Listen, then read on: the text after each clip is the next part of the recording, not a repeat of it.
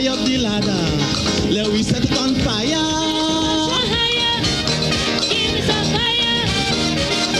A little more calypso, forget the funk and the disco.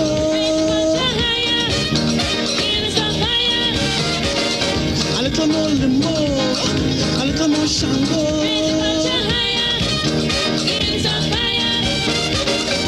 Find the greasy pole, and we don't dance round the maypole. We Culture comes to you compliments Hubbard's and Grenada Paper Products, manufacturers of Royal, Horizon and Quick and Easy paper towels and napkins. Raise it high up the ladder, let we set it on fire.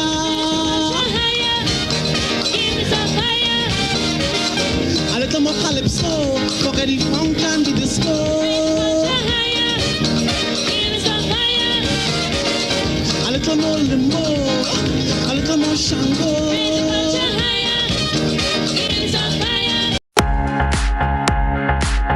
Whether you're shopping for hardware, building materials, and appliances, Hubbard's Building Supplies at Grandans is the place to shop. With improved facilities, increased parking, wider variety of products, and a trendy and spacious layout, catering for all your shopping needs. Why wait? Visit Hubbard's Building Supplies today. Now open Mondays to Fridays, 8 a.m. to 5 p.m. and Saturdays, 8 a.m. to 1 p.m.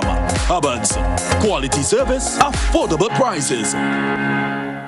Looking for expert in sounds, stage and lighting engineering? Double D Sound, song reinforcement and public address system, rentals for concerts, weddings, meetings, conferences, live shows, parties and crusades. Double D Sound. We also sell all types of musical instruments, accessories and replacement parts. You looking for intercommunication and programmable bell systems, especially for schools? Double D Sound. Looking for amplifiers, speakers, keyboards, matching drums, wind and percussion instruments, transistors and more. We rent stages of any size, concert stage, lighting, party, tents, tables, and chairs. Call Double D Sound, 405-9685. Hearing and feeling the difference. Double D Sound. If there was ever a time to keep and stay healthy, it's now. We at Hills and Valley are here to help you take deliberate steps to maintain your health. We stayed true to maintaining the most comprehensive rates while stocking the widest range of medicines and health devices, including personal protective equipment. There are so many benefits shopping with us. You get great savings through discounts for senior citizens and reward cards for loyal customers. Ask about owning yours today. Visit us at Halifax and Grenville Street, St. George, Jubilee Street opposite the Grenville Bus Terminal, and at Hillsborough, Carrico. Our wholesale distribution on Halifax Street also stocks the widest range of pharmaceuticals. We are with you on the hills and in the valleys. We are Hills and Valley Pharmacy. Raise it high up the ladder, let we set it on fire.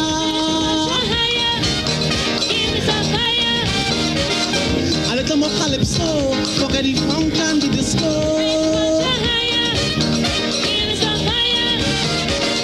A little more limbo, a little more shango. Find the greasy pole, and we don't dance round the maypole.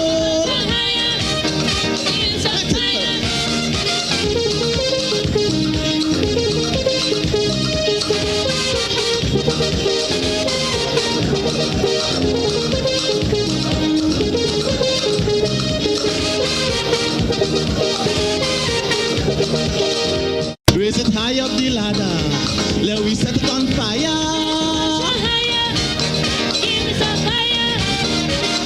A little more calypso, forget the funk and the disco. Good evening, everyone, and welcome to We Culture for another Friday, the 21st day of October 2022. Well, hey, I've got a big surprise for you. I've got a co-host. I've got my co-host in studio with me tonight. So, folks, you all see what's happening here. All right. Finally, I think I'm making some progress. We have room for the rest. I'm making some progress. Folks. Finley, how you doing? I find out here Reece laugh there. Where Reece is? She right here, man. She right here with me. You see the studio? Hey, well, what do you mean? You are doing things. I tell you, we're making progress. I'm making Get a progress. room for you, King. Get a room for you. Well, yeah, but I ain't seen you. Will? No, you ain't go see her yet. You ain't go see her yet. Will, did you? You see that now? You see the microphone. There is your graduate and between me and me, I run me mouth on you. I can barely hear you though. You need to put on the volume. I can barely hear him. Godfrey, what's going on? What you run your mouth and say? I say you always late. Hey, you come last. You won't come last tonight. Anyway, Godfrey, we only see the top of Reece head. Well, so, no, that's not a problem. The viewers would see her good. It's just because she's in studio. So basically, to see her, we're using the computer microphone, the camera. Yeah, sorry, okay. But that's all right. But she looking good on TV, man. Pretty in pink. Yes. Yeah, supporting the fight against breast cancer. I can see her, so you feast your eyes. Yeah. And in the meantime, let me just say good night to Grenada, Caribou, and Pidi Matnik, and all our viewers in the diaspora, everyone on Facebook and TV and the social media platforms. It is very nice to be here. As everyone can see, Doc is missing. He said that he has some big award, I think, to collect tonight. I don't know who awarding Doc and for what, but some big thing to collect tonight. So we are on. I hope that he will join us at some point in time because I know it's a topic that he will salivate over. He loves that kind of topic. Mm-hmm. And let me also say that I just received word from one of our guests that he will be on at 8:20. Okay, so wonderful. It's 2 minutes away. So let's see. And in the meantime, I would allow you to officially welcome our other esteemed guests. But I just want to say in passing, good night to an esteemed man. Yes, indeed. So, of course, folks, we leave the best for last, and so this is why I did not mention before. But one of our very special guests this evening is Brother Robert Fanovich. I'm sure the name is well known from a principal of the Presentation Brothers College. He has done an immense amount of work. In many ways responsible for the education of many of our minds, intelligent minds. And so, Brother Fanovich, we welcome you to We Culture for this evening. Thank you very much. Pleasure to be here. Yes, indeed. And I know the team, we all have lots of questions for you, so they'll be coming your way shortly.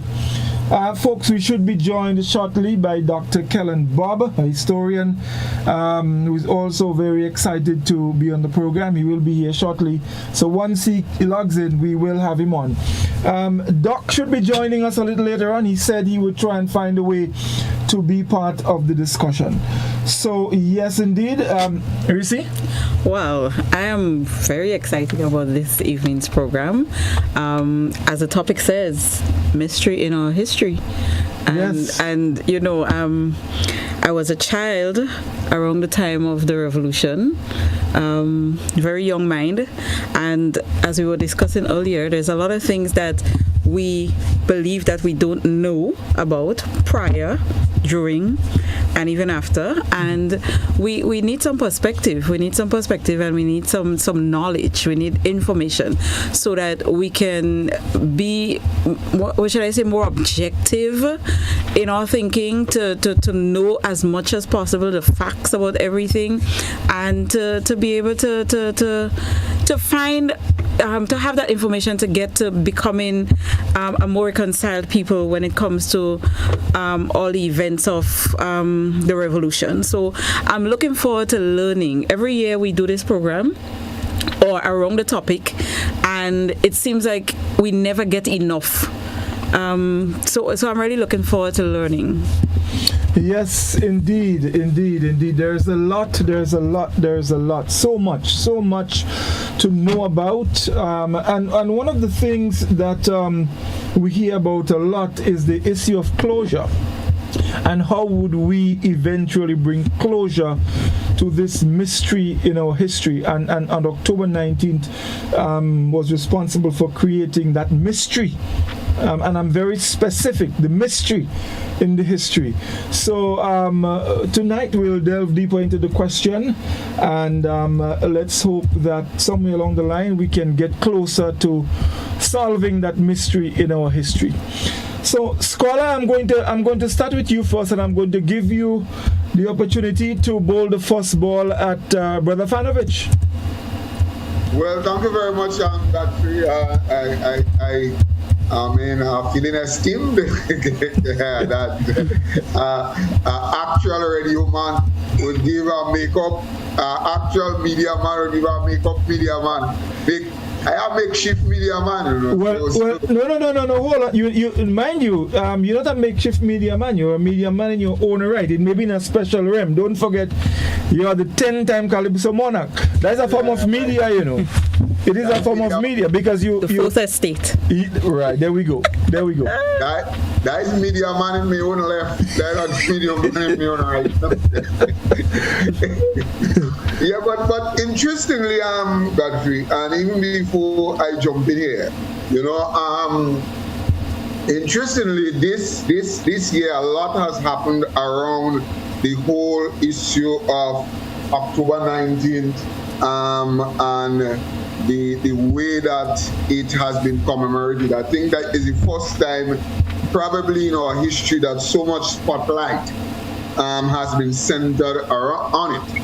And the fact that we have heard some pronouncements, we have heard some announcements made by the Minister for Culture, Youth and Sports that for one next year, please the Lord, will be an official holiday when October 19 comes. And then there is plans to erect all kind of monument of peace and to have a whole week of events that will culminate, I guess, on the 25th. And if you think about it quite clearly, last year when we had this program around now, that was exactly the slant that we were looking at then.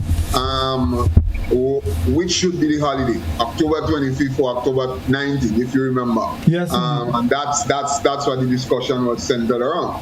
I guess the government, I don't know if somebody would have listened, but they decided to marry everything together and have, I don't know if two holidays. We haven't gotten it yet. And the thing is that we also would have been advocating not just for a holiday, but for some Heroes Day framework. And there we have it. So don't belittle the whole we culture thing and what is going on. And when we speak and so on, don't pull your head. We reaching people.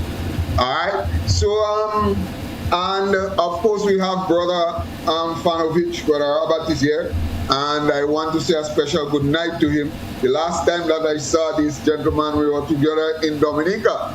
Now, and I reminded him it was in 2014. And then I never would have cast eyes on him again. But we both would have cut our teeth in the teaching profession. As a matter of fact, I knew Brother very well.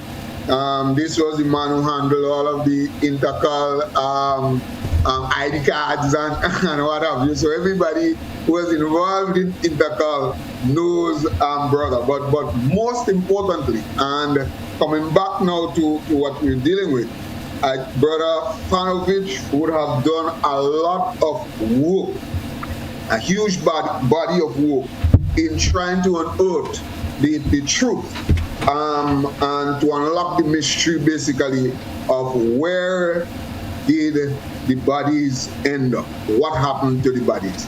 And I think it might be a very good place to jump off to ask Brother Fanovich that simple question: what did his research unearth? And then probably take it from there. Is this where I jump in? Yes, yes, indeed, yes. Of course. Well, first of all, I want to say good night to everybody, and you bring back a lot of good memories of Grenada. I spent 30 years of my life, in fact, most of my life in Grenada. I am not a historian, and just how this search came about, this project, it was in the year 2000, and it was a competition. I'm very competitive in tennis and things, but this was a young leaders project, and the theme that year was nurturing a culture of peace. Now, I, in my innocence, thought about it, and I called the students. They were in Form 4 at the time, and I said, what could we do in Grenada to nurture a culture of peace? And then we sort of were looking at different scenarios, and then one of them said, well, brother, you know, there's still a lot of hurt and pain surrounding the revolution and the disappearance of the bodies and so on. So I said, oh, well, let's help the families find these bodies and, you know, and bring some kind of peace and closure to this mystery. As you said, mystery in the history. So I said, look, just go and speak to a few families and ask them what do they want from us, and maybe G17 was still up at Richmond Hill, and let's connect the two, the families who lost loved ones and G17, and connect the two, and everybody is going to live happily ever after. So we went about, and you know, there were young teenagers at the time, and they went up to the prison and said, well, the families would like to know what you all did with the bodies of Maurice Bishop and the 8 others. Of course, you know, there was silence, and nothing was said, and the families were quite angry. But what I remember very clearly is that 1 or 2 of the families says, look, we are still hurting, and if you could help us to find those bodies, that will give us some measure of peace. So I says, guys, this is going to be a big project. You know, we have to find those bodies. So we focused the project on answering that question: what happened to Maurice Bishop and the bodies? We left the politics out of it. We didn't want to know who was right and who was wrong. Our whole mission was to bring closure and peace to these families who were hurting. So, and I told them that. I said, I don't want to know who fired the first shot or who was right or who was wrong. Our project was focused on finding these bodies. So, and we did not want rumors. We did not want sort of second-hand reports. We wanted to speak to people who were there at Camp Fedon, who looked into the grave, people who unearthed the bodies, people who examined the bodies. We looked at newspaper reports. We looked at the U.S. Army and the report that they brought out. We actually spoke to a Jamaican soldier who was there at the gravesite, exhuming the bodies and what he saw. And we kind of brought all the information together and try to piece that story together about what happened to the bodies. And I have to say, even now, it gets me very angry at what we discovered. You know, there was a deliberate conspiracy to hide the remains of Maurice Bishop and the 8 others. It was, you know, the students actually were quite angry and insulted. As one student says, brother, our intelligence is insulted as young Grenadians that somebody is lying to us about the exact location of the bodies and what happened to them. I don't know if this is the forum, but, you know, the details were quite graphic. What was done to the remains was gruesome, but we do know, beyond a shadow of a doubt, that Maurice Bishop and the 8 others were exhumed on Tuesday, November the 8th, 1983 at Camp Fennell. There is no doubt in our minds when we looked at all the evidence that his body was recovered along with Jacqueline Kreft and the 7 others on Tuesday, the 8th of November, 1983, and we could even give you the time. It started at about 3 o'clock in the afternoon and finished about 6 p.m. that afternoon. There was only one grave at Camp Fennell, and all the bodies were recovered, partially burnt, partially decomposed at Camp Fennell. I'll stop there if anybody wants to jump in. Wow. Reece, scholar. I mean, I am sitting. I'm sitting here very comfortable, and just waiting and going. Listening to this. This is very, very interesting, and to hear that. And when just as I listen, and so many other different things flashing through my mind, because personally, I've heard some stories which I'll share a little later on in the program. But in saying that, let's welcome Dr. Bob. He's just joined us. Dr. Bob, welcome. Good evening, everyone, and it's a pleasure being here. Apologies for my lateness. I'm sure that my former principal, Brother Robert, would not be pleased that I showed up late. I knew that PVC thing was coming. It's about to come. But it's a pleasure seeing my former principal here, Brother Robert Fanovich, as well as the regular We Culture crew. It's good to be back. Yes, indeed. Well, it's nice to have you again. Yes. And we know that you will be assisting us in shedding more light in trying to solve that mystery in our history as it relates to the bodies. And Brother Robert was just sharing, and one point he made that got my attention there was after doing so much work, some of the students, the young minds, felt their intelligence was insulted, and that there seemed to have been this deliberate attempt to lie and to cover up the final resting place, or what actually happened with the remains of the comrade leader and his other cabinet members. Mm-hmm. Yes, Dr. Bob, go ahead. You can. No. This is true. And it's the tragedy of the situation is, of course, it's the members of the cabinet whose remains were unfortunately not recovered as yet, but it's also other civilians in Grenada whose lives were lost during that process as well. And sometimes I think in this conversation we tend to forget the other civilians who lost their lives as well. Right? Have these people been able to get, as we say in our society, a Christian burial? Right? Have they been able to have the same kind of closure that the members of the cabinet have been calling for?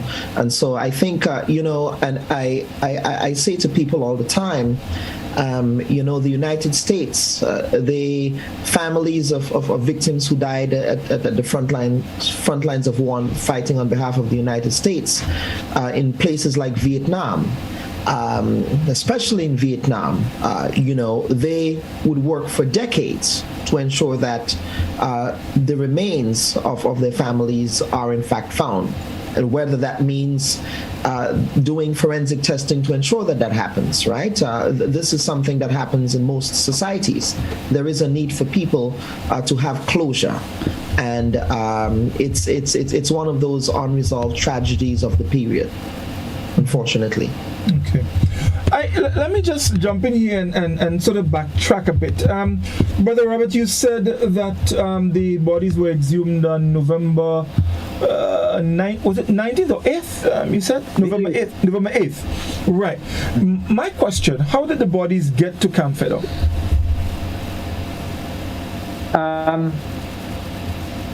Well, that came out in a testimony in 1986 where after the execution up at Port Rupert, the bodies were taken under the cover of darkness In fact, that was the name of a little booklet that we brought out, Under the Cover of Darkness, because we focused on that night. When they're under the cover of darkness during the curfew, they were taken from Fort Rupert to Camp Fedor, where there was an open pit there, and the bodies were placed there and burnt, or an attempt was made to burn them. But it was a very rainy October and very muddy, and the bodies did not burn completely. And that is why on November the 8th, the remains were recovered. So that's how they got there. They were taken there by the soldiers under the cover of darkness during the curfew. Right. See, I am asking this because I'm trying to determine as it relates to who actually exhumed the bodies. That should be our first line of contact. You know, and I'm sure because you said that some of the students, they spoke to a Jamaican soldier who was present at the time and all of that. So, starting there, and I also heard this week in another program, some people made reference to items of jewelry that was found as well, belonging, I think, to Reece and some other individuals. And I did ask the question and say, well, if those items were found, where are they today? Whatever happened to them? That is an excellent question, and we asked the same question. The U.S. Army at the time got information about where the bodies were buried. So they went there, and there was only one Caribbean peacekeeping soldier there. He was a Jamaican, and we actually spoke with him on the telephone and via email 21 years ago. And what he described that evening is not a pretty sight, but he did give us a description of what was found. And what was interesting, I was reading over his report. He said when they got there on the evening of the afternoon of November the 8th, they had a description of what everybody was wearing. Jacqueline Kreff, Morris Bishop, Norris Bain, and the others. And they were able to actually tag some of the body bags. As they placed the bodies in the bags were tagged. They were that sure and confident of who they retrieved. And he says he definitely remembers retrieving the body of Morris Bishop and Jacqueline Kreff based on a description of the clothing that they were wearing. So that for us was, it was like a bolt of lightning during the project, in that we had the evidence and the description from somebody who was actually there. It wasn't somebody who heard, it was somebody who went there.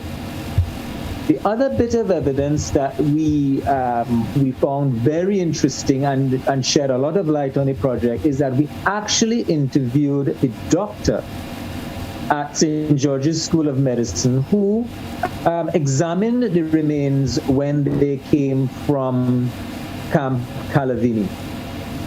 And his description corroborates what the Jamaican soldier said to us, described to us. So we have no doubt in our minds that Jacqueline Kreff's body was definitely recovered.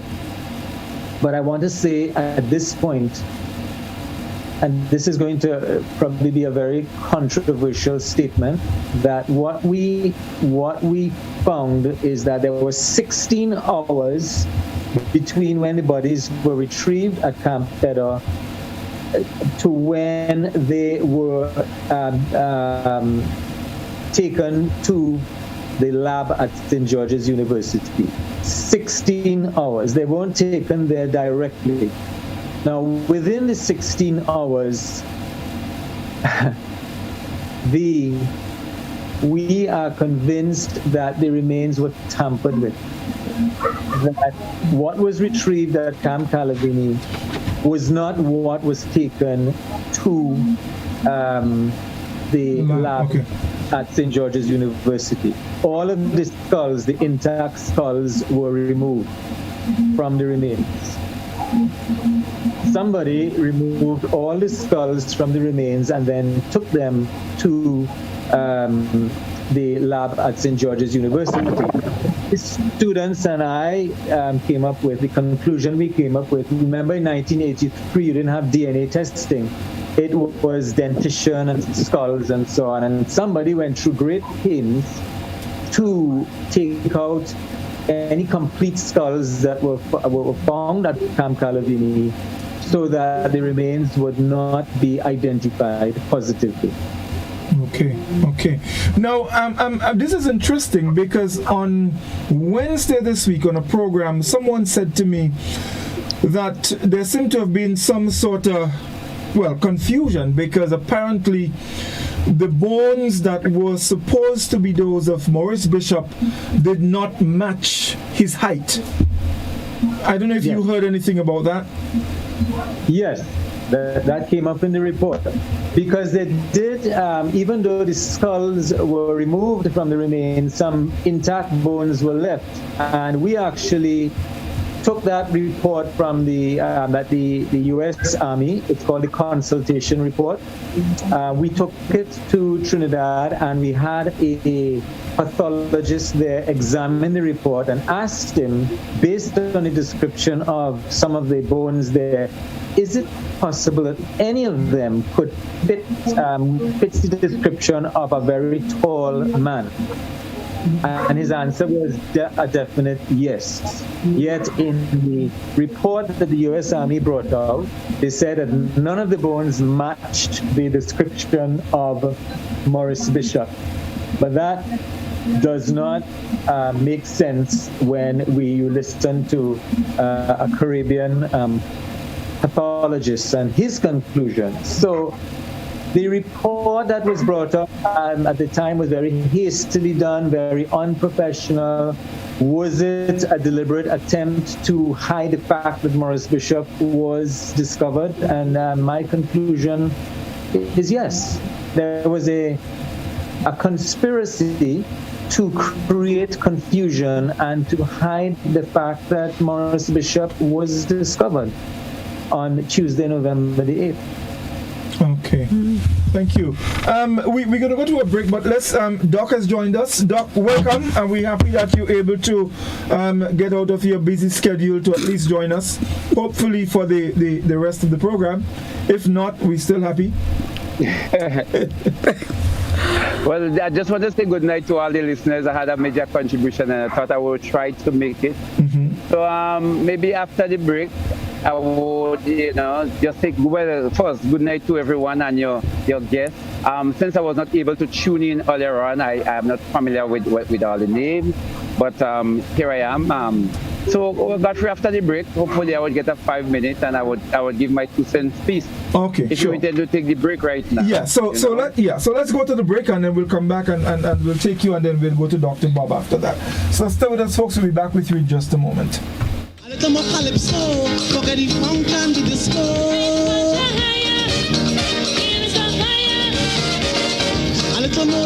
Gittins Healthcare Pharmacies have catered for all the early shoppers. So, start your Christmas shopping now and avoid the rush. Visit Gittins Healthcare Pharmacies for your gift sets, toys for the children, hair care and body care products, along with your prescription and over-the-counter medication. Shop early and avoid the Christmas rush at Gittins Healthcare Pharmacies, Central Depredin Street, Guab, the corner of Victoria and Jubilee Street, Grenville, and Wall Street, Grandans.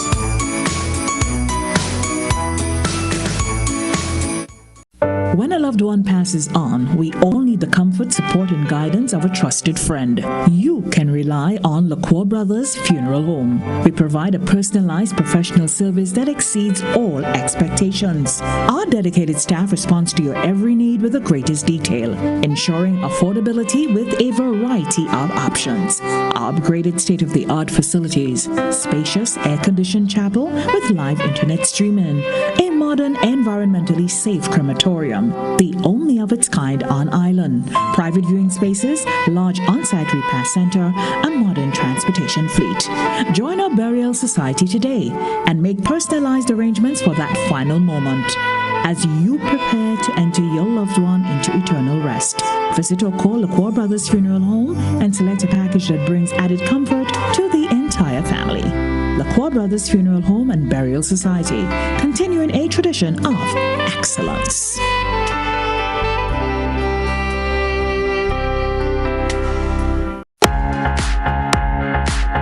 Whether you're shopping for hardware, building materials, and appliances, Hubbard's Building Supplies at Grandans is the place to shop. With improved facilities, increased parking, wider variety of products, and a trendy and spacious layout, catering for all your shopping needs. Why wait? Visit Hubbard's Building Supplies today. Now open Mondays to Fridays, 8 a.m. to 5 p.m. and Saturdays, 8 a.m. to 1 p.m. Hubbard's. Quality service, affordable prices. Raise it high up the ladder. Let we set it on fire.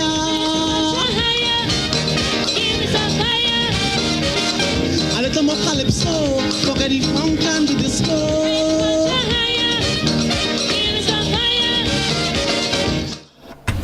Welcome back, everyone. It's We Culture. Some very, very, very interesting stuff coming out here this evening, and of course we're not wasting any time. We're going to continue straight ahead. So let's bring in Doc, because Doc, he is involved in some heavy stuff himself this evening. So let's get him in here early, and then we would go to Dr. Bob following that. So Doc. Well, again, thank you for accommodating me, and good night. I see you have a new person in the studio, boy. You like acting walking. You get left. Well, let me say, I'm using the street light just so this fella commented about the telephone post. But Godfrey, your guest earlier on mentioned about the cover-up. I believe there was a deliberate effort to want to cover up.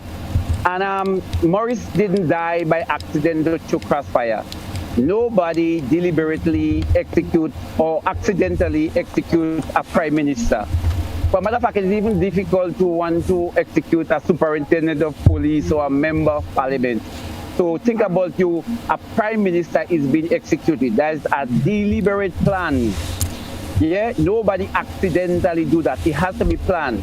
There must be somebody that is willing to take command after the execution or the death of that person. The person that have the most to gain would be the person that is instrumental in doing that or leading that execution. That is the first point. The second point I would like to emphasize as it relates to the body. Now, someone get killed, and within that space of time, thinking about what was we were under curfew, there are possibility that the Grenadian people might be up in arms. There's a possibility that the Americans might be coming to invade. Yet, there was enough time, or there was enough deliberation for persons to think about, one, getting someone out of their house, a machine operator to go and dig that hole in Calividi, and secondly, for them to go and collect tires in order to burn the bodies or to decapitate the bodies in such a way to make it difficult to identify the finding. Why would anybody want to do that? They would want to do that because there is a recognition that the person that embodied the spirit of the revolution was Maurice Bishop. Yeah?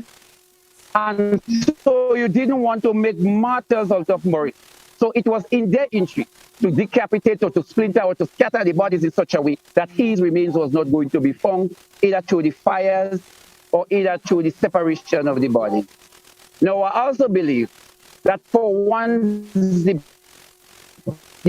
Revolutionary Council and that of the Americans' agenda was very similar, that they too, as what they happened with bin Laden, had no plans in trying to make a hero out of somebody that the people embraced or the struggle embraced or the people felt love for. So I just thought I wanted to give that piece, that was on my mind, to say that there was a deliberate effort to obscure, to prevent persons from retrieving the remains and to make a martyr out of Maurice. Could I just make a point of clarification here? Yes, go ahead. Yeah.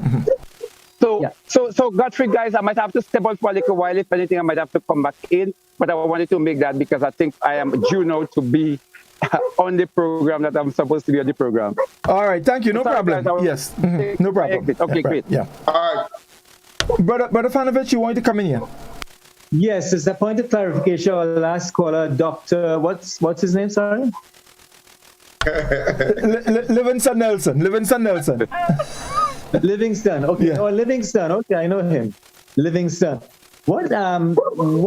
Just a clarification here that when the bodies were discovered, they were. The evidence points to the fact that nobody made an attempt to remove skulls or anything at that point. When the bodies were exhumed, there were complete skulls.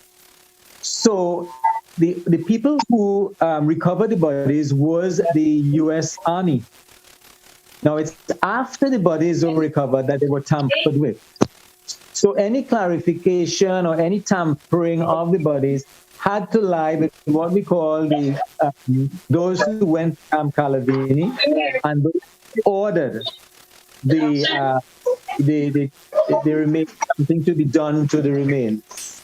So that point of clarification, the tampering and the removal of skulls and so on was done by those who went to the gravesite at the time, and remember that was November the 8th, 1983.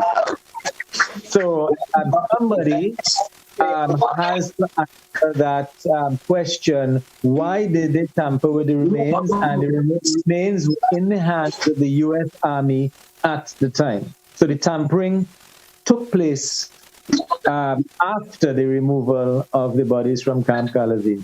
So we're looking at November the 9th, the night of November the 8th and November the 9th, that the evidence points to the fact that they were tampered with and skulls removed. And I would dare say at this point, the evidence also points to the fact that the remains were either dynamited or run over by a heavy vehicle. Okay, wonderful indeed. So let's invite Dr. Bob in now. Hold on, Godfrey. Yeah. All right, okay. I was just saying I didn't mute Livingston. Yeah, I'm still getting some feedback there from him. I think he's muted now. Yeah. Yes. Right. So, Dr. Bob, can you come in now and?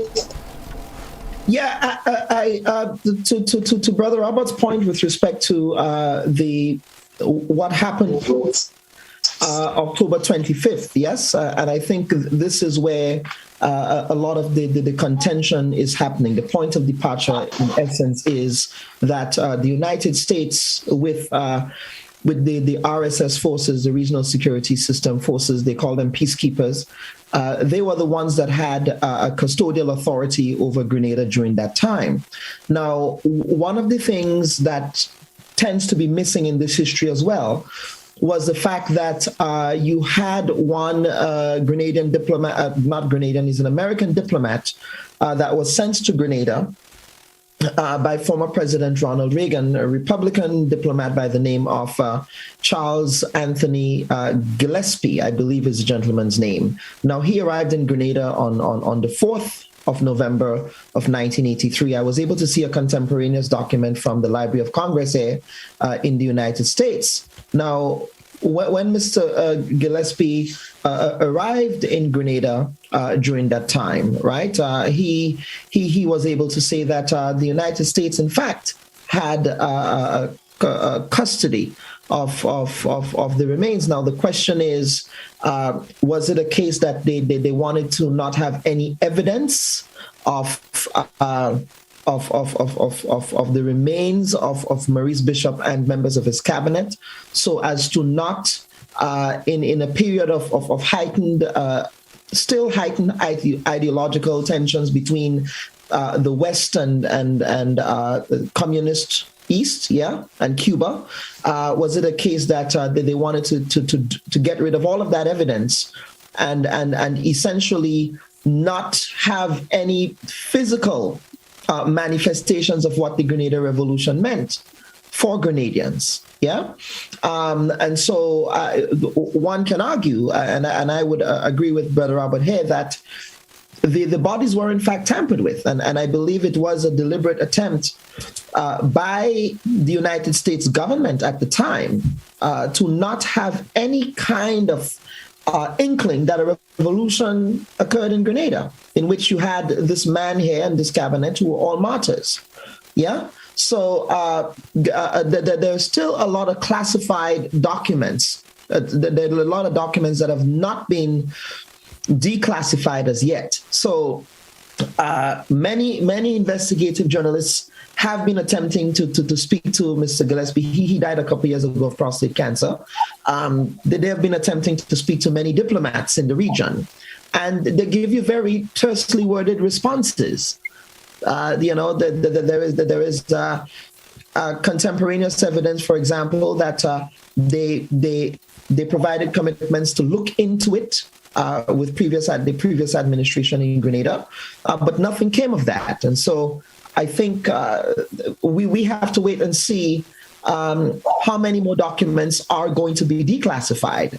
Because here at the National Archives in Washington, D.C., some documents on the revolution have been declassified. Some memos concerning the People's Revolutionary Government have been declassified, but not all of the documents have been declassified. And so that's where those answers might be, right?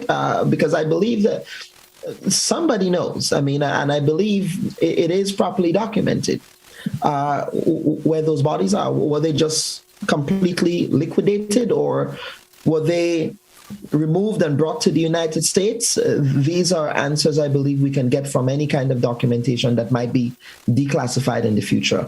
I can't remember what the time period is for declassification, but I do know that the declassification of documents tend to take a while in the context of the U.S. system. Thank you, Dr. Bob. Reece, we could probably take some Facebook comments. I know we have quite a bit. And then I would share with you all a bit of information regarding that I learned some years ago. Okay, so I want to get to areas where people are actually contributing about this. So we have Hudson George. He's asking how and why the NJM revolution became a PRG revolution. Was Maurice Bishop more important than all Grenadians? A revolution is made by a people and not by an individual. October 19, 1983 was part of the 20th century. If Maurice Bishop was so much a popular revolutionary as left-wing media and sympathizers claim, how come the Maurice Bishop patriotic movement was unable to attract voters in the general election? Maurice Bishop became a popular political character on the backs of the Jewel movement. What happened to the founders of the Jewel movement? Could it be Bishop was using political groups to climb the political ladder and then dumping them after? If Bishop was still alive as leader of Grenada, more and more people will be still in jail, exile, or dead. As a born and raised Grenadian, I don't need Maurice Bishop to be my leader for life. Grenada will become a revolutionary country when 2/3 of the voting population vote in favor to change the constitution. Let Bishop rest wherever he may be. We also have Jose saying, every time you hear about the things of October 19th, it makes you more sad, and now listening to the gentleman give detailed information on the bodies that was found and what happened to the remains of people, loved ones who was massacred on that bloody day. We have Pumpkin is saying, Hodge is saying, Pumpkin, I totally agree with your statement. And then we have Jose saying, my question is why the government of the day didn't take charge of the bodies to give to the loved ones of the victims. Dodo is saying, I must say listening to this is very troubling and sad. Jose is saying, and what role did the government of the day play in the discovery of the bodies? We have Stephen is saying there were no government at that time. Jose is saying Stephen Paul School was in charge during that time. Stephen is saying he had no say, only a puppet. That's Paul Schoon. Hudson George is saying Grenadians are obsessed with the revolution. Revolution is not a tea party.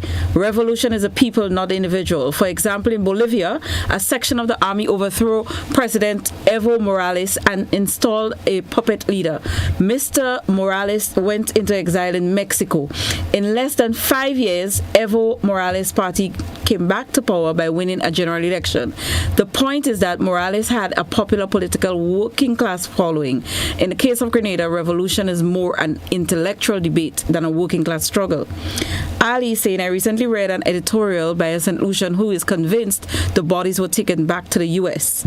And last, we're hearing Jose St. Hudson, sad to listen to your nonsense like you wasn't in Grenada. So those are the comments that we have, very mixed reactions and thoughts about everything that is being heard here tonight. Mm-hmm. Right. Now, guys, I want to share this with you. And earlier, Brother Fanovich mentioned that when the body bags at Calavini, they were tagged, or Camp Fedon, they were tagged. It leaves a couple questions in my mind. So yes, they were tagged, and I take that. But are we certain, or was there enough evidence to prove that the tag did in fact indicate exactly what was there? Or could it have been a case where these tags were placed to sort of shift attention? Now, I'm saying this to say, some years ago, I had the opportunity to interview a state official, very high-ranking state official in Grenada. And the issue came up, and I did ask about, what happened then, the bodies and so on. And I was told that the evening of October 19th, late the evening, a member of the RMC sent a high-ranking police official to the state official to whom I spoke and asked him to make arrangements to have a religious mass for the bodies of the people who died on Fort Rupert that evening. His response to the police official at the time was, yes, I can arrange to have a mass done, but the bodies must be present in order for that to happen. The official returned to the RMC member and relayed the information. He later came back and said, look, the gentleman said, that's the gentleman from the RMC, that's not a problem, we are going to present the bodies, but just go ahead in the meantime and make arrangements and have that mass done. He said, okay. While he was departing, he tapped the state official on the shoulder and said to him, look, there are no bodies. The bodies have already been disposed of at sea. And that is recorded. I have it. So I am wondering here. Now, I've also heard reports that evening there were boats that were making trips out to sea and back. I don't know if any one of you heard of that before, but there were reports about that. And so I'm wondering, with all of these, different types of information has been about, whether or not this whole thing was just one big conspiracy. And which one is really true? I mean, Brother Fanovich's research, is very, very compelling. All of that. But look, when we're dealing with a system like what we had, we know how these people can operate. What might appear to be one thing could be absolutely miles away from what is. And so I just decided, to throw it out as part of the conversation. and maybe you guys can comment on it. Reece, you have not said anything.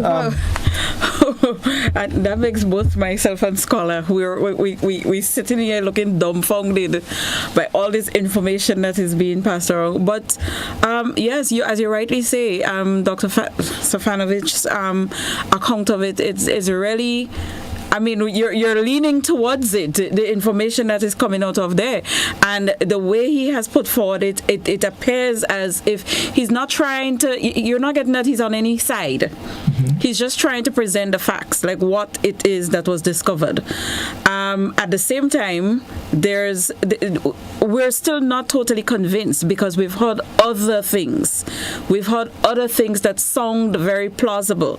But might I add, it is not things that we have necessarily witnessed, or I don't know if it is sources that we can actually trust. Are they as no-sided as Stefanovich is, and that is where. So I am still here, feeling hot about a lot of things that I'm hearing. It is sad. Whether you're on a side or not, it is just very sad that we are still talking at this day about things that we seem to have no control over. I listened to Dr. Bob speak about, all the declassification of information, and he believing that a lot of this information is probably there, and we are just not able to access it as yet. And you're wondering, am I going to be able to know about this thing in my lifetime? Would it be my children knowing about it because I would be dead and gone by then? When?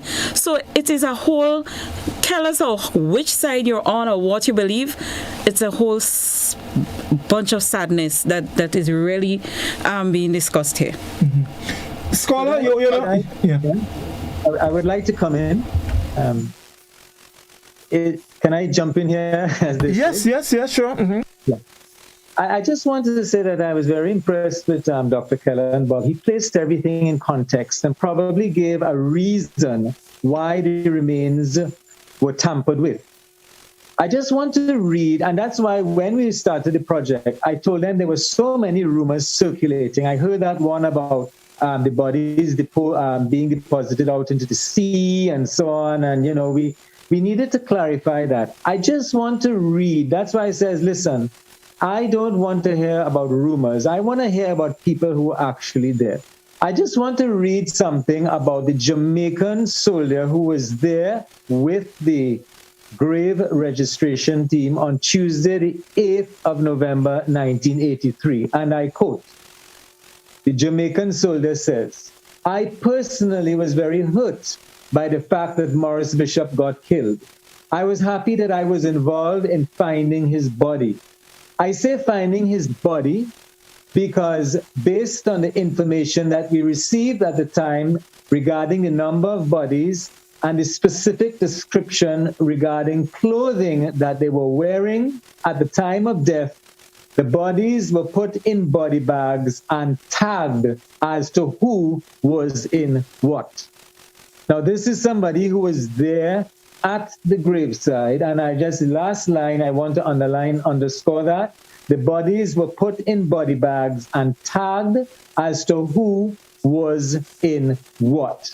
And earlier on he says they got a description of what Morris Bishop was wearing and what Jacqueline Kreft was wearing and others, and the bodies were put in body bags and tagged. And that is why the students got very, very angry when the grave registration team brought out this official report saying that, they couldn't make sense out of what they discovered at Camp Calavini. And here we have a Caribbean man, a Jamaican, who was there saying he was very happy that he discovered the remains of Morris Bishop and the others. So, I am sad, and I don't want this whole discussion to devolve into ambiguity and ships going out to sea. I am just quoting from somebody who was actually there on the afternoon recovering the bodies. Godfrey, yes. Sure.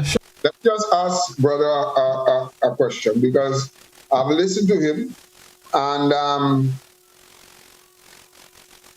where he stops is at St. George's University. That's where the account stops. Am I correct that this is where you landed and there was nothing after that? Because I think I have heard that about the St. George's University before, but I've never heard anything else or anybody saying with any degree of certainty that their research would have uncovered what happened afterwards. And I think in there lies, I guess, the mystery. What happens afterwards? Yeah, that's not entirely true. The Saturday, that was Tuesday, November the 8th. Saturday after that, Leslie Bailey from Bailey's Funeral Home was asked to go to the St. George's University to retrieve the sanitized remains that they did all the examinations. They were x-rayed and cleaned and so on, and to bury them in St. George's St. George's Cemetery. So, we're talking about November the 12th is the last that we heard of it. He was asked to bury the remains in St. George's University. So that's what happened. Who authorized him to do that? He took that secret to the grave with him. We were not able to interview him. Nobody seems to know. Who authorized Bailey's Funeral Home to collect the remains at the university and to bury in St. George's Cemetery? You didn't catch the last piece, Anthony. So you're saying that the remains were buried where? Cemetery. Oh, at St. George's Cemetery. Brother, you there? Yeah, the volume for some reason. Yeah, we're hearing you, Yeah, you go ahead. We're hearing you. We're hearing you. Yeah. Your question? No.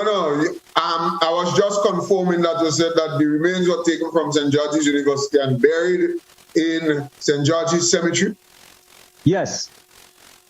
And were they ever found? Because I remember that yourself and your PBC research students would have made big news because you had uncovered some bones and so on, which I think was tested and found not to be, there was some dead end, if I can remember correctly. So in that entire cemetery, the bodies are there, that's what we're saying, but no one has found them yet, or we do not have the medical technology to probably test something, exhume something, test it to because that's what I'm hearing, that somewhere, somehow, those bodies are in St. George's Cemetery. That's what your research seemed to indicate. Yes. Because maybe it's conspiracy again, because but many people are of the opinion, besides the boat thing that I heard before, but there is another school of thought that the bodies were not buried here at all, but they were taken by the U.S. to some place that nobody knows, just as Bin Laden and all these other people. That is a possibility because that's the mystery as well. We do know that the doctor who examined the remains at the university, when we interviewed him, he said that when they finished examining the remains and so on, they were still there in the lab. And he remembers Mr. Bailey coming to collect them. He has that recorded in his diary. So if we backtrack and we say that we are convinced that some of those remains were in fact Morris Bishop and Jacqueline Kreft and the 7 others, I think that they were buried. The mystery really is, and maybe somebody could answer that, was there so much trauma and distress at the time that the families because all of this was in the media. So the families never really asked for the remains. I don't understand. Maybe somebody could shed some light on that for me. Like, why, when all of this was in the media, like the bodies being discovered and so on, the families, the bereaved families were very, very silent at the time, and maybe understandably so.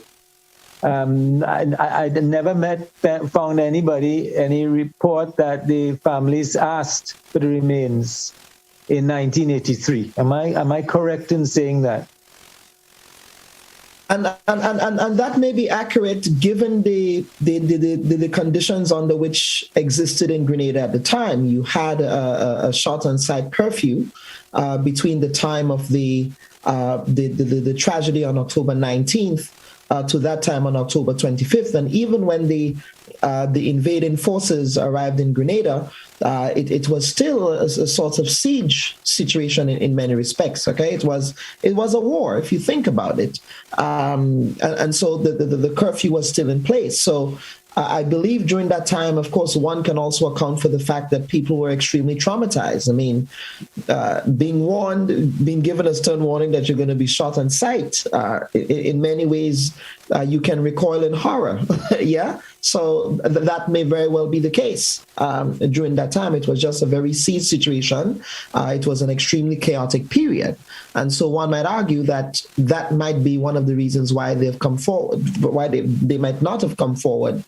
But again, you know, obviously there are no contemporaneous accounts of that has been recorded, that has been documented. It may very well be that they have been asking for these bodies during that time. But was it recorded, right? Was it in the best interest of the Revolutionary Military Council at the time not to have conversations with these families? I mean, Hudson Austin, deceased, you know, said that he only found out that the bodies were destroyed in the way that they were destroyed during the trial, which surprised me that he found that out during the trial of his trial with the other Grenada 17. And I'm saying to myself, and this account was stated in an interview that he did with the New Today newspaper. You know, so I'm saying, okay, well, there ought to have been, there was a chain of command between October 19th and October 25th. How could you not know where those bodies were? You know, so to your point, Brother Robert, that's a very interesting question, and I think that needs to be interrogated. Let me just ask again, and you know, I regard highly the work done by Brother Robert and his team, but I just want to go back to October 19th on the fort and what actually happened, and and again, because to date we seem to, many of us don't seem, and Reece said it, don't seem to know exactly what happened, and of course, aside from the work that was done and the evidence that was presented by Brother Robert, we understood that, or we heard that when the thing happened, phrases like the bodies were riddled with bullets. There were also saying that the bodies had to be picked up with spades and put in a truck because they were such in a, you know, all of that kind of thing. And if these statements are true, then, you know, I am wondering whether or not the whole thing about being able to identify them specifically, could there have been some little confusion there? You know, and I'm thinking out loud here. Dr. Bob, brother Robert. That question stunned me.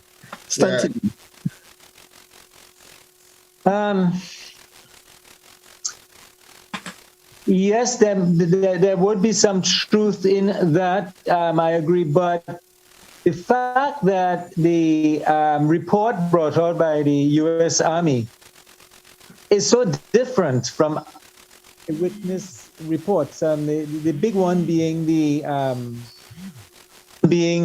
Jamaican soldier who was there, who said that he definitely saw female remains and definitely saw there was clothing, remember.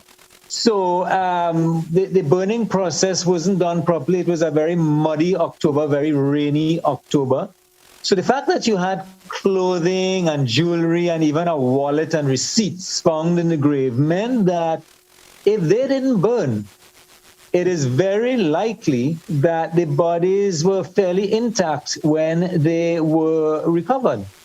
Very intact. I mean, yes, of course, some burning, it took place, and a lot of it probably was unrecognizable, but there was enough evidence for this soldier to make a statement like that there was clothing still on the bodies, and they were identifiable. And there was no doubt in his mind, and that's why they tagged them. By the way, those tags never reached St. George's University. They were removed.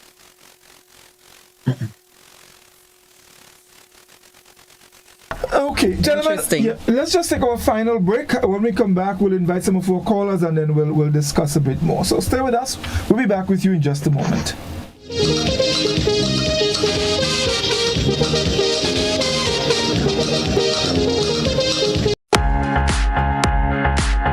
Whether you're shopping for hardware, building materials, and appliances, Hubbard's Building Supplies at Grandans is the place to shop. With improved facilities, increased parking, wider variety of products, and a trendy and spacious layout, catering for all your shopping needs. Why wait? Visit Hubbard's Building Supplies today. Now open Mondays to Fridays, 8 a.m. to 5 p.m. and Saturdays, 8 a.m. to 1 p.m. Hubbard's. Quality service, affordable prices.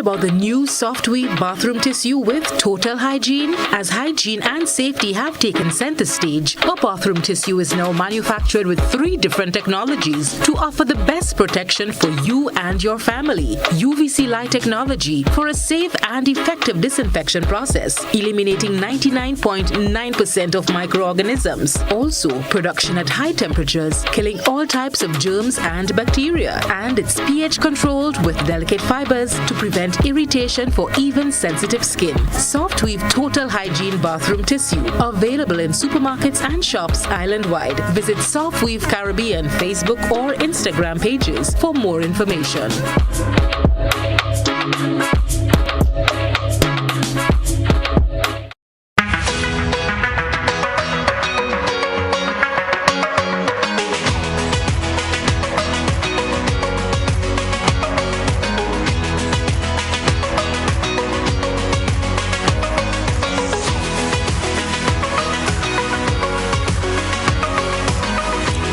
WeatherGuard Pro. For every project, there's only one Pro.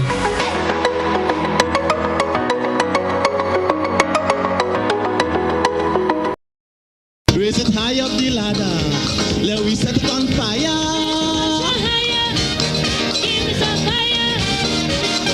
A little more calypso. Forget the funk and the disco.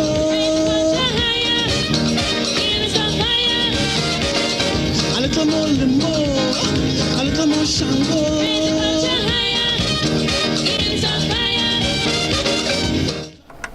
Welcome back, everyone. It's We Culture. Reece, could we take some Facebook comments before we go back to our Yes, guests? we can. Yes. Jose is saying, I would like Hudson to sit back and learn something tonight instead of expressing his hatred for Bishop and the revolution. And if he is over 50, I know he enjoyed benefits of the revolution, like the free milk and butter, just to name a few. We have Dodo is saying there are so many stories out there concerning the bodies of Bishop and his colleagues' death. That is very confusing. I recently read Bishop's body was discovered and taken to the USA for forensic examination. Stephen is saying, can someone say for a fact that the bodies in the mass grave were only that of Bishop and his cabinet ministers? What about the others who died on the fort? Where were their bodies placed? We have Osei saying, tonight my plans was to listen and be quiet and take in new information we haven't heard of, although we all have an idea where the body of Morris was. But listening to the gentleman bringing some clarity to a lot of people still hurting that there may be hopes to finally put their loved ones to rest. Cynthia is saying, there is a point, he said, St. George's University. Gloria is saying, Nancy Drew had the boys' famous fives were mysteries, but this one is truly a mystery. Wonder if, when this one would be solved. We have Ali Pascal is saying, I read Bishop's mother had asked for his body to give a Christian funeral. I think I remember that in the news as well. Dodo Charles is saying, whether one supported Bishop or not, the fact is that they were brutally murdered along with other innocent Grenadians. There are those who know exactly what happened and perhaps will go to their grave with the truth. The families need closure. Every year it's a reminder of that sad day. Michael Davison saying, Hudson Austin went to the Fort Rupert after the massacre and execution. He got a doctor to make death certificates for all of the dead at the time. Then they were trucked to the camp. Ali saying, I read Bishop's mother had asked for his body so the family can give him a Christian funeral. She died without that happening. Neon Colors is saying the burning was not burnt properly. Cynthia is saying, if they were in a pit and put to burn, I just do not understand that the bodies were still recognizable. Neon is saying Taz was taken from Kenrick Raddick's home and used in the process. We have Stephen McDonald saying, who drove there to get an interview with him or his truck? Anyone know if he's alive? I guess that's Kenrick we're talking about. Then you have Yulin is saying lots of great information here tonight. Neon is saying it was wet and the truck carrying the body stick in Egmont, and right there it stick is where they dug the shallow grave. The bald head guy started the digging, not Pedro, the bald head that was released. Michael Davison is saying, Mr. George, just letting you know that the MBPM was dead before it started. The Americans paid former key members of the PRG to make sure that the MBPM did not get off the ground. Neon is saying Hudson Austin did not agree with what was happening. Veronica Sandy is saying it's time for Grenadians to get closure about the bodies and what happened to Maurice Bishop's body. Somebody knows something. Now Hudson is saying, Ernesto, he's responding, seems to be interesting when it comes to defending the Grenada Revolution. Well, the good news I have for Jose is that I experienced the first purging of the PRA at Pearl's Army Barracks in 1980. The standoff lasted for about 1 hour. That standoff could have ended in bloodshed too. So what happened on the Fort George on October 19, 1983 was no surprise to me. Additionally, in a revolution, there is no honor for the losers. Now, Neon is saying, I can recall Godfrey guess the question was asked to him in 83. You're sure you know what you're doing? He said yes. And then Fitzroy Adams is saying, I think journalists should try to interview soldiers who were on the fort and those from Calavini. There's a couple more, but the laptop has frozen, so we can take some calls. Yes, we can. Scholars, anything you want to add before we go to the phone, or Dr. Bob, anything? Well, let me just say, as brother fights to come back. I don't know why he went off in the first place because we were hearing him well, but let me just say that there are some strong, heavy stuff that is being peddled here tonight. I mean, this is no ordinary program, right? Some of this I'm hearing for basically the first time. I would have followed Brother Roberts and his students' work at that time when they did it, but it was not as profound as we're hearing it now. So there's a time, the Bible says a time to born, a time to die, and a time to this and a time to that. And there's a time when man speaks, and a time when man listens. I think tonight is a time to listen and to stoke it and let it assimilate. The truth about it is that I don't know when we're going to get over that mysterious hurdle that we have been fighting to climb for donkey's years. And I do foresee that there would never be closure and would still be going over and over this. The good thing is that, well, I don't know if it's good from any standpoint, but the government did make an announcement as well that they will reach out to the Americans and the English and so on to find out what they know and to ask for disclosure and so on. Good luck with this. I don't know where this will take them, really. But anything is worth the try, But the truth is that the mystery, and I'm convinced in my head, even more that as I listen tonight, that the mystery even deepens, It is not, there's no light now at the end of the tunnel, because if Brother Roberts and his research tracks it to the cemetery in St. George's, I don't want to be bold, but somehow, somewhere, something tells me that they are not there.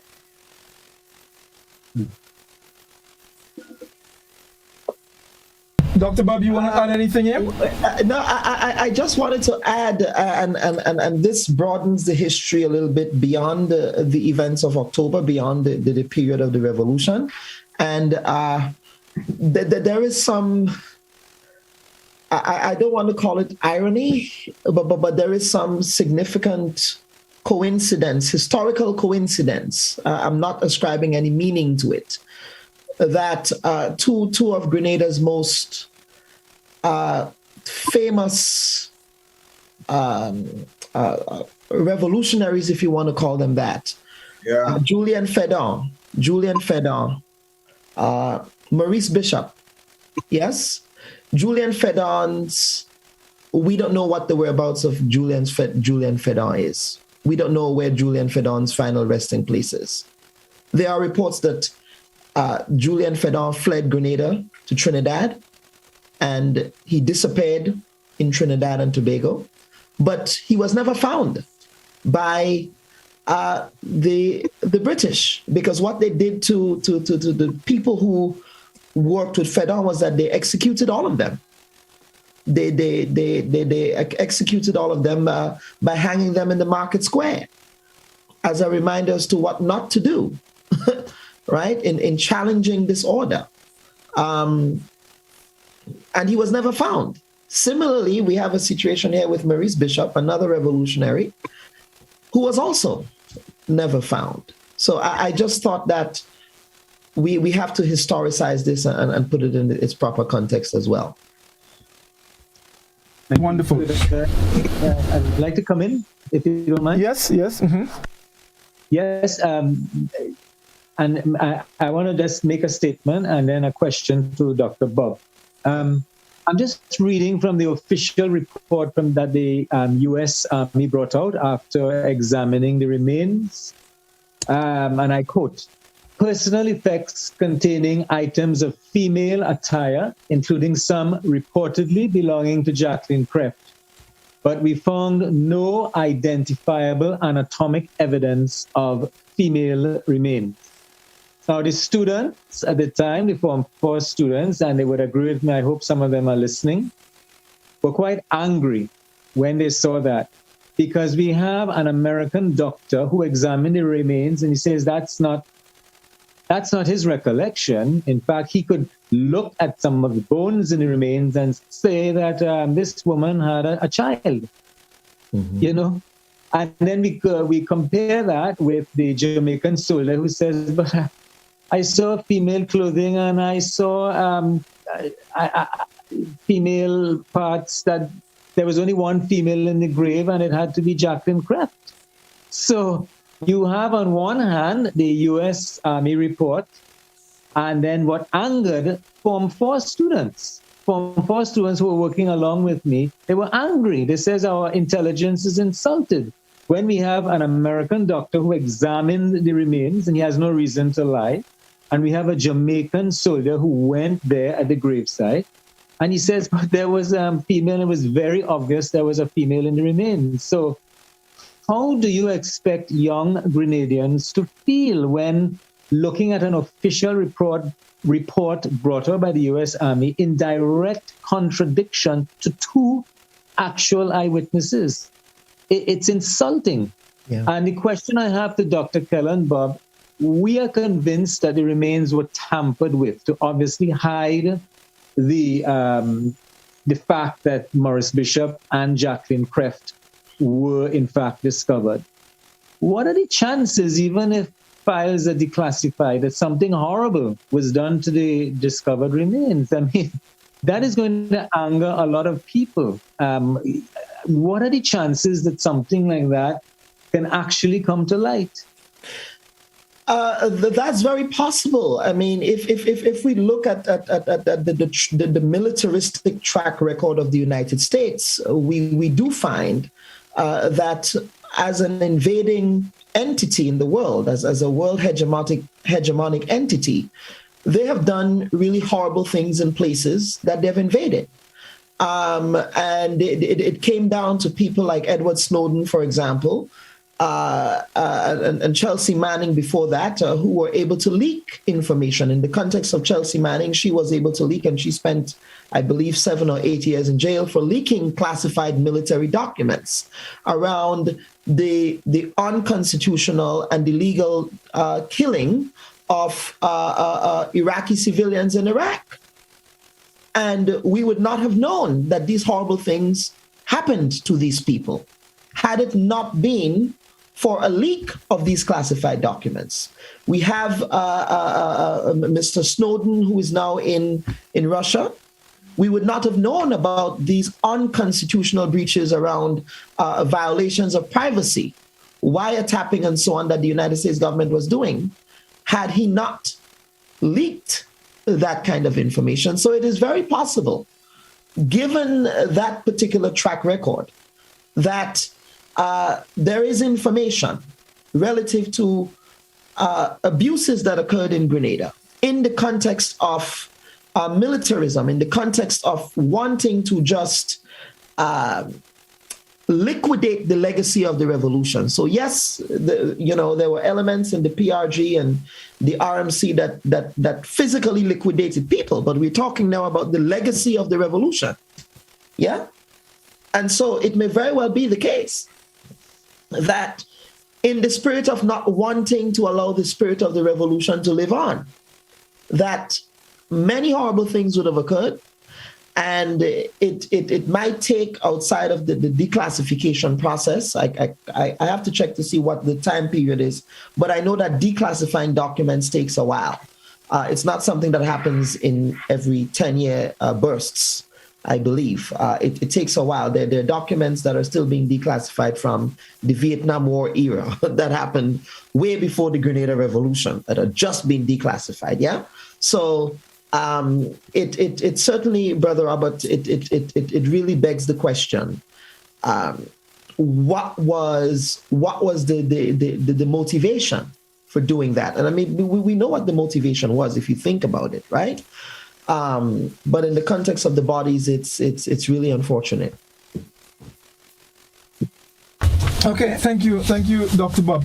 So let's open our telephone lines. The number is 435-204, and I'm sure there are people out there who would like to contribute. Mm-hmm. Let's go straight to the telephone. We culture. Good evening. Hello. Good evening. Yeah. Good evening, caller. Yes. It is very strange. People were arrested. People were put in jail. People were released. As I said, people were arrested, people were put in jail, people were released. And these are all supposed to be people who knew something about what happened on that fateful day. and nobody could say what is the truth. When we were allowed to go out after being locked in for a number of weeks, the first person I visited was Mrs. Kreff, Jacqueline's mother. And Mrs. Kreff's words to me were, she went up to the fort with her daughter, and they were coming down together along with some other people. The soldiers who were down there looked at them. They pointed to her daughter and told her, not you, your mother and the others could go down. You go back up to the fort.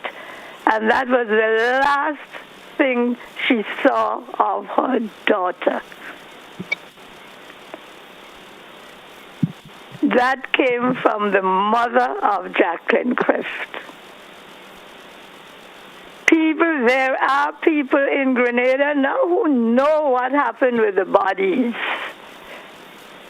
They must know they were part of the revolution, they were there.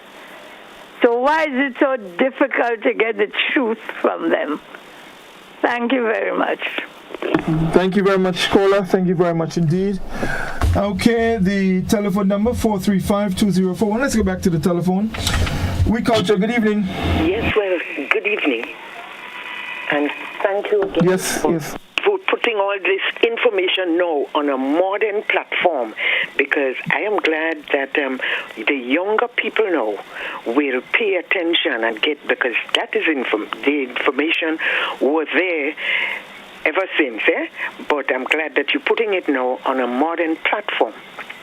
I want to say to Dr. Kellon Bob, you must pay a little closer attention to detail. You are saying that the bodies of Fedor and Morris Bishop were never found. But truth be told, we were told that they were never found. Okay, that's a big difference. They were never found, and we were told they were never found. That's a big difference. Mrs. Annie Bain, who gave a few interviews, said that her son Peter was studying in Cuba at the time, and he couldn't make it again after his father was killed, and he wanted to come home. And when she went to meet him at the airport, a policeman said to Peter, accept my sympathy. And a member of the peacekeeping force said, which one is his father? The one with the big hole in his stomach? I'm saying that to say we are confusing also that bones were found or bodies were found. Yeah, because to see a big hole in a stomach, it means that it was a body, right? Now, Chalky Vento, in an interview after coming out from prison, said that they were confused. They didn't know what to do with the bodies, because somebody kept saying, I can't remember who, kept saying you can't let the people see the condition of these bodies. So, but they were rotting, they were smelling bad. So they had somebody who learned how to cure meat in Cuba by smoking, and they had that man lighting the fire and smoking and so on and so on. In the meantime, there are reports that Hudson Austin was meeting with Paul Schoon as to what to do with the bodies, but they wanted to cure them in the meantime. So they set the fire. But the fire was not meant to, according to him in the interview, the fire was not meant to what's the word I want to say? To get rid of them altogether, because Mrs. Bain never gave up. There is even talk about using Mr. Eric Lacroix as a mediator to try to get her husband's remains, her husband's body. Okay? So I just thought I would add that little bit in for clarification and detail. Thank you. Thank you very much. Thank you very much, caller. Gentlemen, anyone want to comment here? There is some validity in what one of my former broadcast colleagues there said, that's Josephine Maguire. That's a very distinctive voice, Josephine. Concerning Julian Fedon, yes, you're saying that is what we were told, but there are also no historic accounts as to whether or not Fedon was killed. The accounts, again, these primary sources that we have tells us that there were vigilantes who were out looking for him, and he was never found. That's what we know after the collapse of the Fedon's rebellion. So that's what I would say to that piece. In relation to Hudson Austin and what, again, just quoting what Mr. Austin said, he did an extensive interview with the New Today newspaper on the 17th of July, 2021. And I do have that article pulled up here. Now, you are correct, Ms. Maguire, that he actually had meetings with Sir Paul Schoon during that period. And again, Austin said his words. He said, quote, "I know Eric Lacroix went up there to collect bodies. And the same Gabriel I talked to on the 4th that night, when I called, he answered the phone.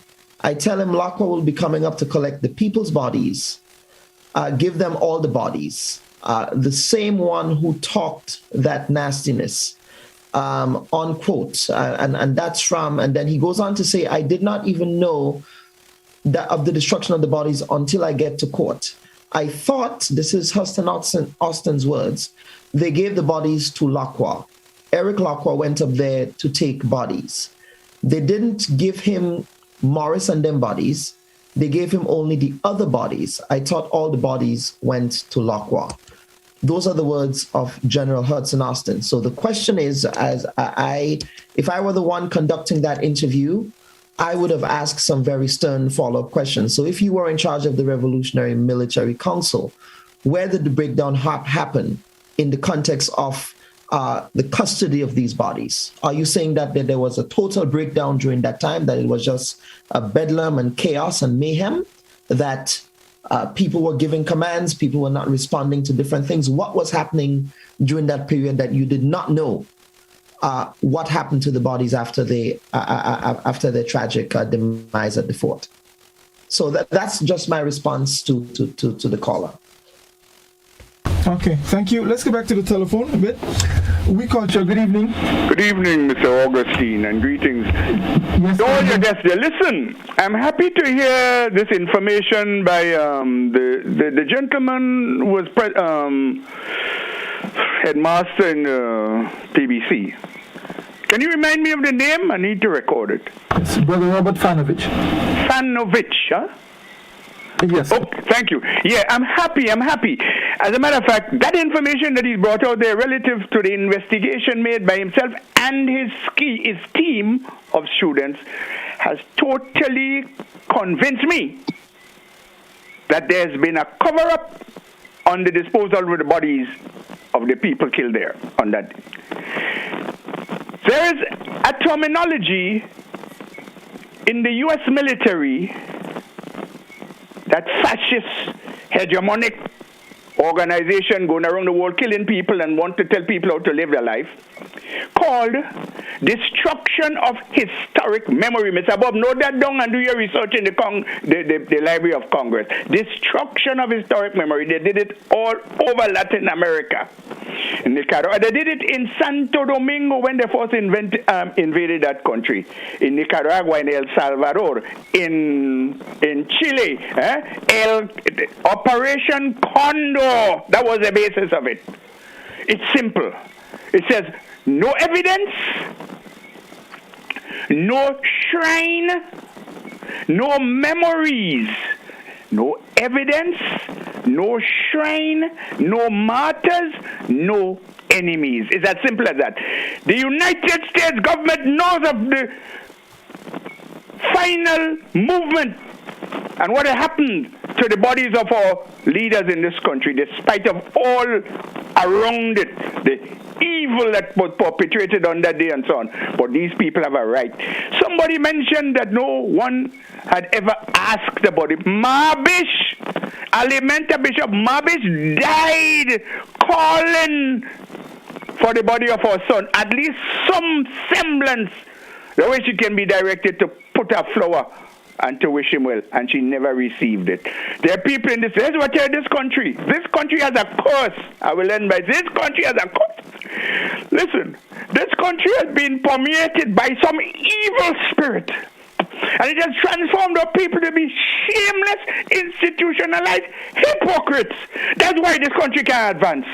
But one day, I trust, one day, that we shall know the total truth. And I'm convinced today, on that information shared, that the government and the military of the United States knows of the remains of the leaders of this country that were assassinated on that day. Have a nice day, parting evening, will you? Thank you very much, Kola.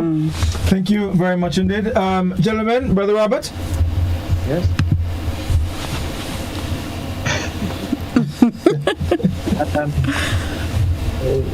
A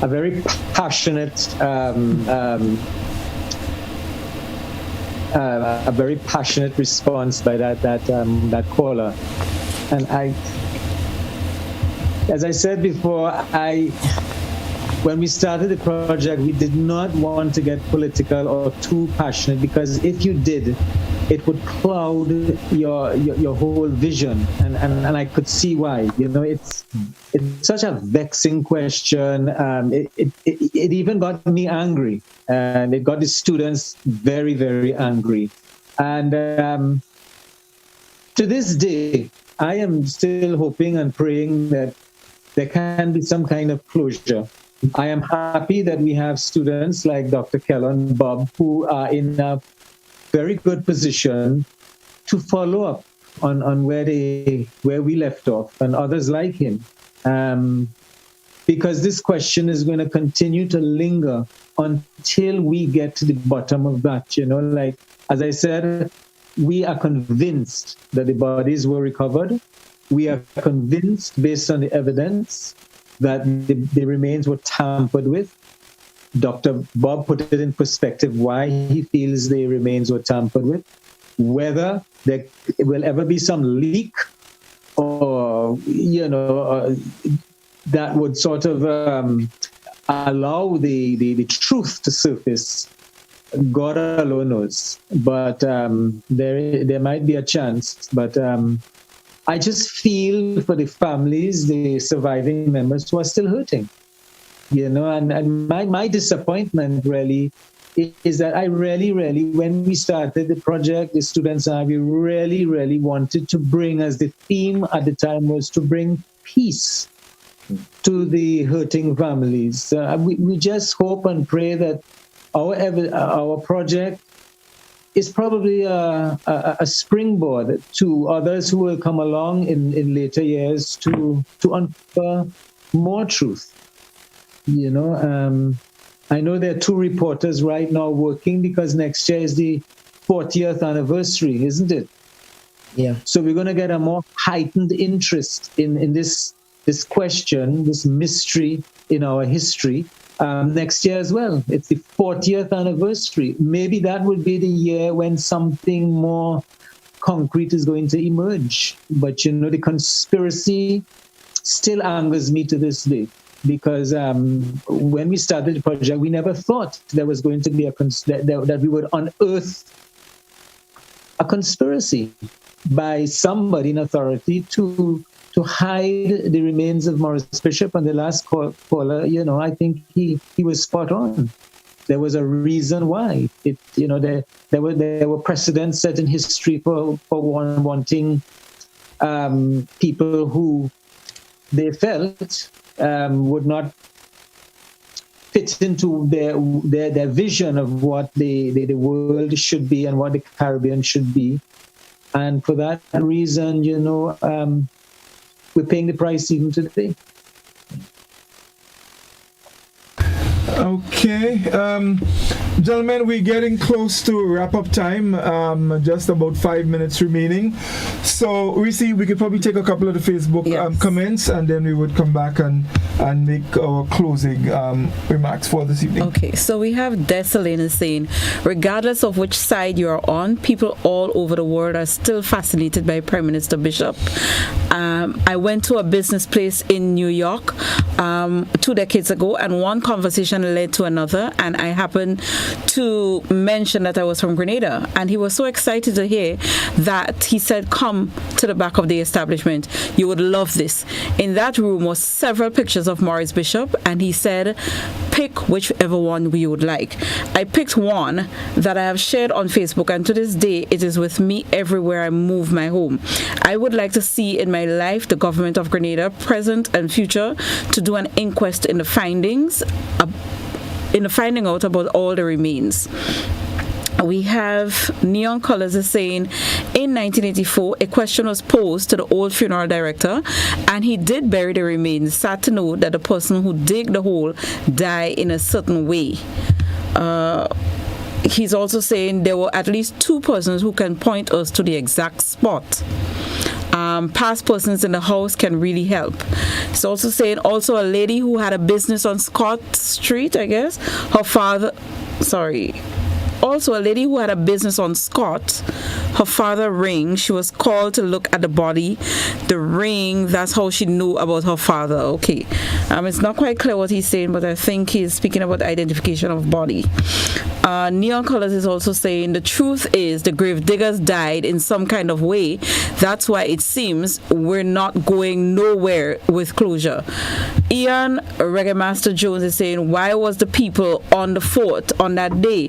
That was the military headquarters. You can't do that in America. Gloria is saying, after listening tonight, I may be called pessimist, but this one will go down in my books as one of Grenada's many unsolved mysteries. Ian is also saying, why was arms given to the civilians on the fort? Some people playing hypocrites. So sad. And those are the comments that are there. There's a rather interesting comment here. Let me just share with you on our WhatsApp platform. Someone says, Godfrey, the bodies left the fort in 2 trucks before the fire truck arrived. That would have been before 4 p.m. Some of these sources are really not credible since certain individuals was paid for the info they gave. However, the guy who brought the U.S. soldiers to the site has since passed. Were the Jamaican soldier had prior dealings with these persons? How then was he able to identify them in the state they were? Hudson Austin never went to Fort Rupert in the aftermath. He was drafted in later that evening, being the highest ranking military officer. HA allowed himself to be used out of fear for his life. Kellon is on point. There was the psychological operations unit here to find out what their role was. Let's see. Someone says, good night, guys. A couple months ago, some bones were discovered in the south of the island. No investigation was carried out to determine how long they were there and who they were. I'm not sure about that. I remember that news. Yeah. People may be paid, like doctors and so on, to give false information. And these are people just commenting on the WhatsApp platform. So these are just a few of the comments. And so that would take us basically to the end. Let's just take one final call, and then we would wrap. We culture. Good evening. Hello. Yes, good evening, sir. Yes, good evening. And good evening to your guests. No, I personally cannot give anything based on the history of what happened because I hid in my home all the days. However, based on what I heard before, the evidence that I heard before and what I'm hearing now, I'm convinced that the Americans knows about the body. definitely. But you see, they will keep these bodies, and even the British with fear, they will not give up these bodies because they will have these bodies to study characters and whatever else, forensically, to know the quality of people that these people were. So they will not give up this body. However, we'll always have this situation going backward and forward based on the leadership. We have passive leadership in the Caribbean, and because we are subservient, we always look up to this for something. We will never push for our rights, and until we find leaders who are bold and brave enough to insist that even though you give us £1 billion, we want what is belong to us, and we have to get it. Put friendship aside. We will never be able to run this country the way it ought to be run. Problem, leadership. That's where the problem is. We could get all the information, but we have to be bold. We have to be upfront. We can't be smiling. We still voting with these people in bodies, notwithstanding what they have done us from slavery to now. So where the problem? Leadership is a problem, and that is what we want, not only in Grenada, we want that in the Caribbean. Thank you, sir. Thank you very much, caller. That was our final call. Gentlemen, that's all the time we have this evening. Let me say a very special thanks to Brother Robert Fanovich and Dr. Kellen Bob. Dr. Fanovich, you've shed some information here that I think everyone listening and the people who will probably hear about the program later on, because there are lots of people who go back and look at these programs, they will be touched by the information that you presented here, and not just information that you just pull out of anywhere. The work was done, the research was done, the investigations were done, the questions were asked, and that's the kind of work that we need to be done to get, to get this thing going. And we thank you very, very, very much for accepting our invitation to be on the program and to share this with us. We are really, really happy, and of course, we look forward to having you again. Dr. Bob, we thank you. You're no stranger to We Culture, and from time to time we'll be calling on you, to be on the program and to share with us. It's always good to have you with us. So I thank you both very, very, very much. So, Reece, your closing. Yeah, coming off the last caller, he reminds me that we are revolutionary people. But a lot of what he said, it further put me in this place of almost depression, because it seems like we are small fries. Not it seems like we are small fries to the great America and the Europe and all of that. But I agree with him that we, as a revolutionary people, we need to make a bold statement about getting what we need from them. We need it for closure. We don't need it for what is it that they can bring to us, what is it we can give to them. We need it for the people of Grenada who are hurt. People who were not even born during that time are hurt about this. They are still hurting. It's doing this program every March 13th and every October 19th is always so heavy. It is always so sad, and it's time. And I am hoping that during my lifetime that we can put some closure to this. So one of the things that I really applaud is the government stand, the decision that they've made, because to me it is a way of striking a balance. Whether you're for October 19th or you're for October 25th or whatever happened, what side or what you believe or whatever, it is a period of our time, even further back from October 19th. It's a period of time where things happen in our country that is very telling, and our youth need to be educated on it so that we do not make the mistakes of the past. When I listen to this program, I just wish that every Grenadian girl and boy can listen to this program, get to meet Brother Fanovich virtually, find out about the Kellon Bobs and them, and know that they too have a place as a younger generation to carry on the work in bringing this thing to closure. So I'm really happy to have been part of this program. But as usual, it's not leaving the studio with a happy feeling. It's sad. Thank you. Brother Fanovich, any closing remarks that you would like to make before we... I just want to thank you for inviting me, and it is sad indeed, and I really pray for the families of those who are still hurting, and whatever I can do to bring closure or peace of mind, I am prepared and I'm willing. And thank you for inviting me for this program. Thank you very much. Yeah, Dr. Bob. As I said in the beginning, it's such a pleasure being on the platform with my former principal, and I must pay public tribute to him for his services to education in Grenada. It was at the Presentation College, which was the institution that Maurice Bishop and Unison Whiteman attended, in which their first public speaking skills were honed. It was at the Presentation College that also gave me the impetus to have that interest I have in history and current affairs and journalism. It was at the Presentation College that my very first interest in journalism was developed at a career day that Brother Robert put together, in which he invited past students Lou Smith and the late George Grant to attend. And that is what honed. I just thought I needed to make that point. But I just wish to end more on an optimistic note. I know that this obviously is a very difficult time. This period would always be heavy in the annals of Grenadian history, in the same way that other tragedies in the context of Grenada. When we think about June 19th, that's another tragic period in the context of Grenada. I also think about the Kotomeli incident involving the bus, in which those souls died there. On a more optimistic note, I put out a challenge to all of us to, especially for successive generations, that our history is properly recorded and that our history is celebrated.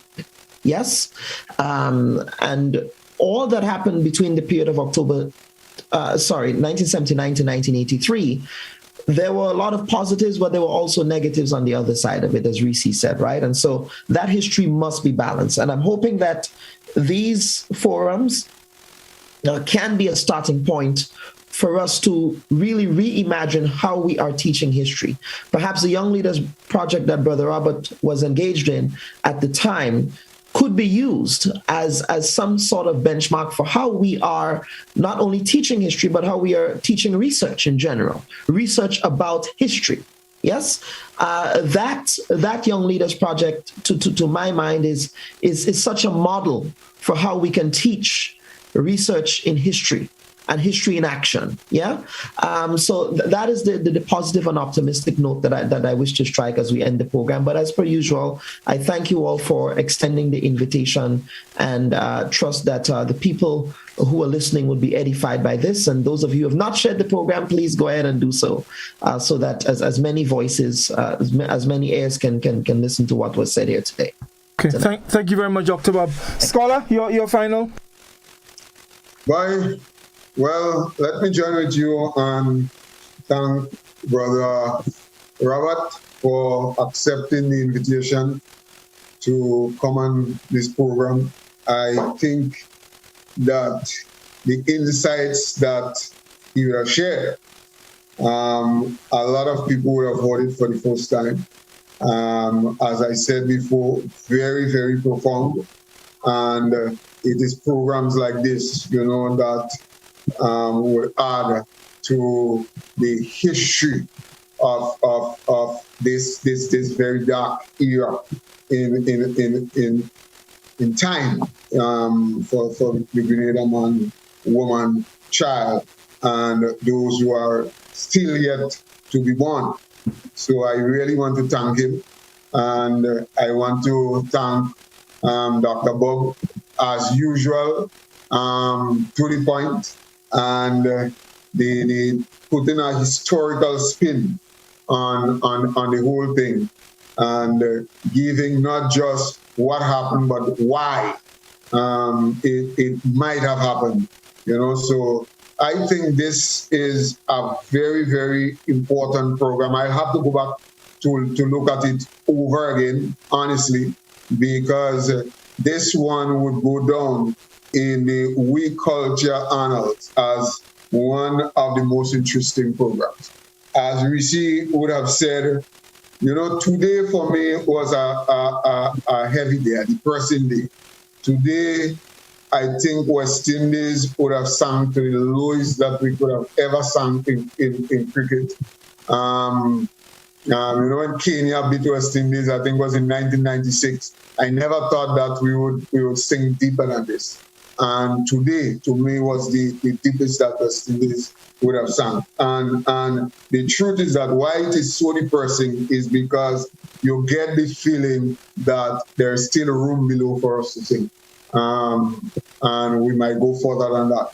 And then hearing all of this from Brother Fanovich and Kellambo, Dr. Bob, it really is depressing because somewhere, somehow, the closure that many people need, the closure that families need, the closure that Grenada as a society and Grenadians need as a people, I do not envisage, after hearing all of this, that this closure is very close.